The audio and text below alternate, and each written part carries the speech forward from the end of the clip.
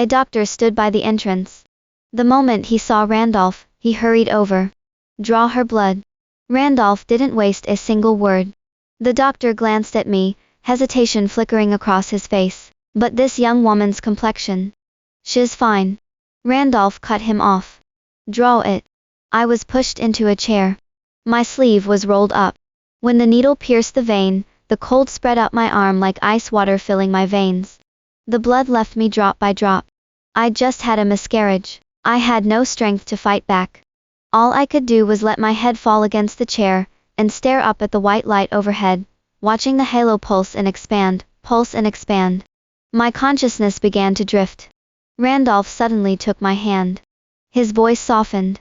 Cries. As long as Nanette pulls through, everything that happened these past 2 days will pretend none of it ever happened. I didn't look at him. I know you have a problem with her. It's because she has feelings for me. But I've told you so many times, what I feel for Nanette is the bond of growing up together. She's no different from a little sister to me. My wife will only ever be you. Once you're feeling better, we'll register the marriage. I'll give you the grandest wedding. So, cries, be good. Stop making trouble. A sister he'd slept with and still called pure. What if Nanette got pregnant with his child? Still a sister then. But those thoughts barely flickered through my mind. They were gone almost as soon as they came. None of it mattered anymore. I was leaving. 7 years of propping Randolph up, plus this blood I was giving now. That was more than enough to repay the debt of him pulling me out of the orphanage. After this, whoever Randolph loved, married, or took to bed had nothing to do with me.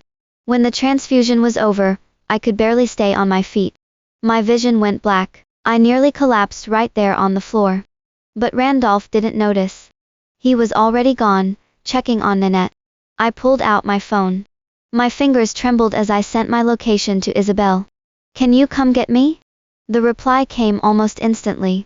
On my way. I turned and walked back to my hospital room. I left the miscarriage report on the bed. All I took was my ID, my personal documents, and the broken watch that had belonged to the orphanage director. One step at a time, I climbed to the hospital rooftop. A private jet was already waiting. The cabin door opened. A doctor Isabel had arranged stood inside, and rushed over the moment she saw me, checking my vitals. Clouds churned outside the window. When I arrived at the private hospital, in America and saw my new husband lying there in his coma, the first thing I did was hold our ring-bearing hands together, take a photo, and post it to social media with a caption, taken. From that moment on,